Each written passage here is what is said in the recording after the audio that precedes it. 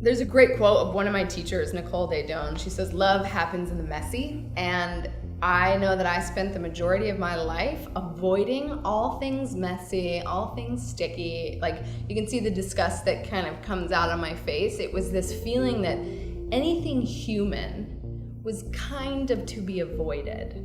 And that was like relationships, feelings of dependency, both on me or on anyone else. It was like this rugged individualism that I worshipped. And I can point to all kinds of societal, familial indicators or inspiration for that, but it doesn't matter now. But recognizing that the human, messy, sticky vulnerability, that's where actually feeling alive lives, was when my whole life changed. It was like I spent as much time as I could being in control, having my shit together. You know, that was the mantra of my 20s, like get your shit together, be at your best, reach your potential, all of that drive, which is beautiful. And at a certain point, it was a drug that even when I reached an achievement, I no longer got a high off it. So like the drug stopped working. And if I couldn't even get high on the drug anymore, then it was like, oh, I am ruined. Like if I can't be productive, then I have no value. And so that's where, you know, it got really sticky for me. It was the moment that I realized that the way that I was approaching my life, that would keep me forever in this cycle of pushing. And so it was like I had to fully be brought to my knees by that way of being, that way of believing, in order for me to kind of break through it and open to and expand into what I would call a different level of consciousness, or just a different way of being and seeing and feeling in the world. There's nothing more annoying than like a new spiritual person, right? Like someone like myself who, when I started to discover, oh, I have thoughts and I have beliefs and I'm not my thoughts and beliefs, but like I'm terrified that I am, and I'm in this like place of transformation and awakening, and it's like you may be surrounded by people who are like, what are you talking about? Like, I'm so not interested in that. Like, let's go get drunk at the bar. And you're like, oh, I can't really go to the bar anymore. Like, I don't resonate with that. And then it's like the family dynamics start getting affected because you're not playing into the similar roles that you've been playing in for your entire life. And then families like their roles. So when you start to do that and create disruption, it's for me, you know, it can be terrifying to mostly the younger parts inside of ourselves that really want to please everyone and be liked. And it's so innocent and it's totally okay. It's just we don't want our lives being driven by this inner little one, driven by the external validation. It's like that's not freedom anymore. We've tasted something else. And so once we've tasted that something else, which we can't even define, and we're running around like trying to find more of it through yoga or, you know, different diets or breathing and whatever, because we're like high on this new type of high. And what can get difficult, I think, is when we start to disrupt those family dynamics and people want us to be the same way we've always been.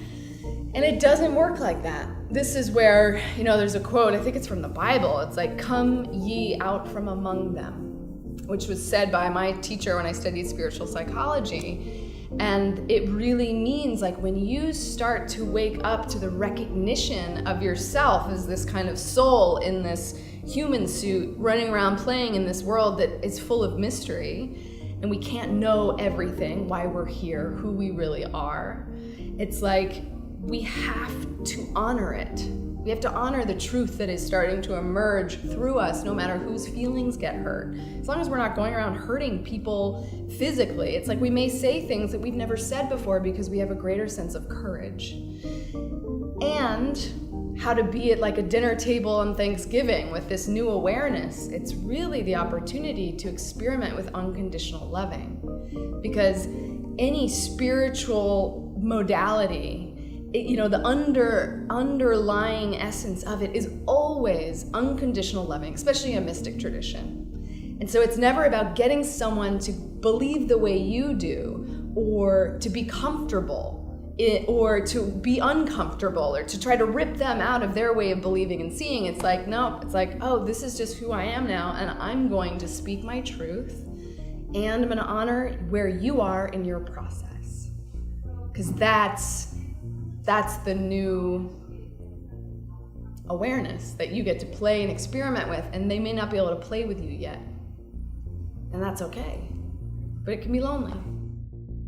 So as far as I can tell, there's nothing more sticky than human relationships. We have a mirror up in front of our face that's in another human being, where we project all of our unconscious material on, all of our conscious material on, and they're doing the same thing. It's hard to know what's real. And for me, my mother is probably my most inspiring and challenging mirror right now. And learning how to play with her and stay in connection when we're in the middle of an unconscious projection battle is one of the most difficult things I think we can do as humans, whether you're in a love relationship or a familial relationship. It's like, how do you stay open to connection and not shut down, while also speaking your truth and opening to whatever learning there is in this for you. Most recently, I wrote a book called The Inner Astronaut's Guide to Harnessing Heartbreak, which was an exploration for me after I experienced heartbreak, because I want to stop saying I got my heart broken, because this idea that someone else is responsible for my heart is nonsense. And it's part of what we've been taught as a society. And so the book is a 23-day guide, companion guide for those who have been recently heartbroken. And the idea is to harness this moment when all of our defenses are down. We are completely broken open. And it's in these moments, whether it's heartbreak from love or heartbreak from a job, but when we're completely undefended and we have the ability to start to investigate and inquire into, what's the operating system that I'm running? What are the beliefs, ideas, thoughts that I'm carrying around that help to create my reality, whether I know it or not? I think the word sticky and messy is around this idea of emotion. It's like this idea of feeling a lot. Most people might be like me, where it's like, as much as I can avoid that, I'll try to do that. I'll try to transcend it, or I'll try to work around it, or I'll try to whatever, instead of actually feeling it. And so heartbreak is one of those things that it's non-negotiable. It's like, there's pain, and it's here to be felt. And you can do everything you possibly can think of to distract or run. But the truth is, that pain is going to be felt today, 5 years from now, 10 years from now, whenever, or potentially passed down to future generations, I believe. And so the opportunity is to really surrender into the sticky and let it fully be felt.